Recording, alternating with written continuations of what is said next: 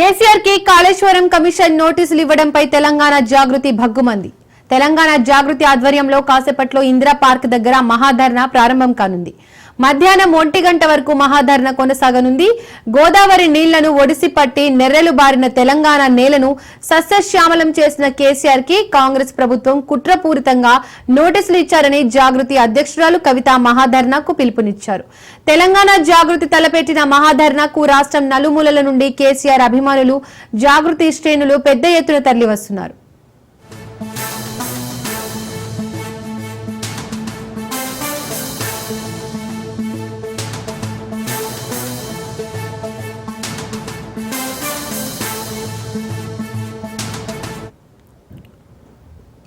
ఇక ఇదే అంశానికి సంబంధించి మరింత సమాచారాన్ని మా ప్రతినిధి సైదులు అందిస్తారు. సైదులు, దీపిక, మరి కాసేపట్లో తెలంగాణ జాగృతి ఆధ్వర్యంలో ఇందిరా పార్క్ వద్ద ధర్నా కార్యక్రమం ఎమ్మెల్సీ కవిత నిర్వహించనున్నారు. ఇప్పటికే ఈ యొక్క కార్యక్రమానికి సంబంధించినటువంటి ఏర్పాట్లన్నీ కూడా పూర్తి అయిపోయాయి.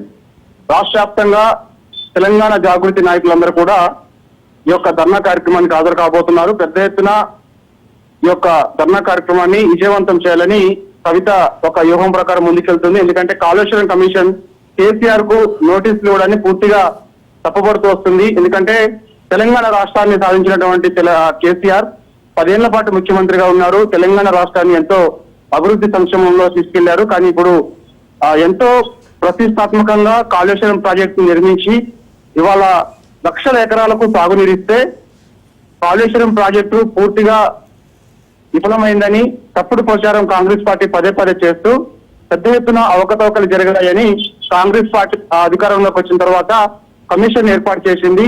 దానిలో భాగంగా పిసి ఘోష్ ఆధ్వర్యంలో ఈ యొక్క కమిషన్ ఉంది. మాజీ ముఖ్యమంత్రి కేసీఆర్ కు కాళేశ్వరం కమిషన్ నోటీసులు ఇవ్వడాన్ని పూర్తిగా ఆమె తప్పుపడుతూ వస్తుంది. కాబట్టి దానిలో భాగంగా ఈ యొక్క ధర్నా కార్యక్రమాన్ని ఎమ్మెల్సీ కవిత ఇందిరా పార్క్ వద్ద నిర్వహించబోతుంది. అయితే ఈ యొక్క కార్యక్రమానికి తెలంగాణకు చెందినటువంటి మేధావులు, ప్రజా సంఘాల నాయకులందరినీ కూడా ఆహ్వానిస్తుంది. కాబట్టి ఖచ్చితంగా ఒకవైపు అంటే ఈ యొక్క కాళేశ్వరం ప్రాజెక్టుకి సంబంధించినటువంటి అంశం పైన మాజీ ముఖ్యమంత్రి కేసీఆర్ జూన్ 5వ తారీఖు విచారణకు హాజరు కావాల్సింది. అంటే రేపు యాక్చువల్ గా కాళేశ్వరం కమిషన్ కూడా నోటీసు అందులోనే అలానే పేర్కొంది.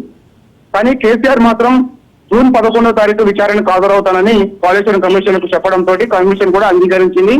సో జూన్ 11వ తారీఖు కాళేశ్వరం కమిషన్ ముందు మాజీ ముఖ్యమంత్రి కేసీఆర్ హాజరవుతారు. కానీ అసలు నోటీసులు ఇవ్వడాన్ని పూర్తిగా తప్పుపడుతూ ఎమ్మెల్సీ కవిత ఈ యొక్క ధర్నా కార్యక్రమం నిర్వహించబోతుంది. ఉదయం 11 గంటలకు ఈ యొక్క ధర్నా కార్యక్రమం ప్రారంభమవుతుంది.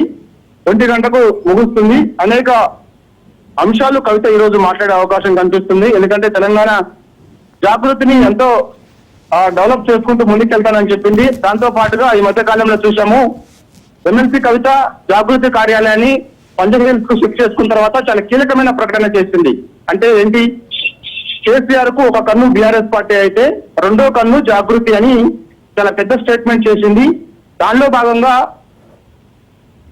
కాంగ్రెస్ పార్టీ అధికారంలోకి వచ్చిన తర్వాత ప్రజా వ్యతిరేక విధానాలను వ్యతిరేకిస్తూ ఖచ్చితంగా రానున్న రోజులలో అన్ని కార్యక్రమాలను యాక్టివ్ గా చేస్తూ ముందుకెళ్తారని ఆమె భావిస్తుంది.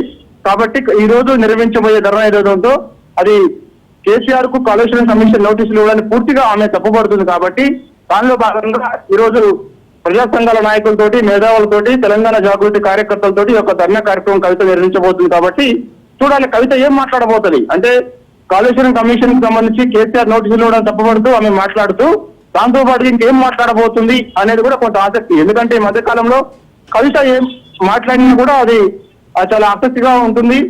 ఆమె నేరుగా ఎవరిపైన మాట్లాడుతుంది అనేది కూడా మొత్తం ఆసక్తి కనపరుస్తున్నటువంటి పరిస్థితి కనిపిస్తుంది. కాబట్టి సో ఖచ్చితంగా ఈ రోజు నిర్వహించబోయే ధర్నాలో కవిత ఏం మాట్లాడబోతుంది అనేది కూడా కొంత ఆసక్తి కనిపిస్తుంది. కాబట్టి చూడాలి. మరి ఇక్కడ ఈ యొక్క ధర్నా కార్యక్రమం అయితే మరి కాసేపట్లో ప్రారంభం అవుతుంది. దీపిక మధ్యాహ్నం 1 గంటకు ముగుస్తుంది.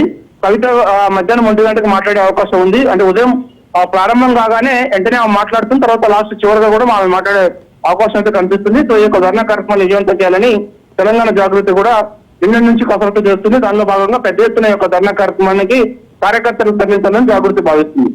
Thank you Saidulu.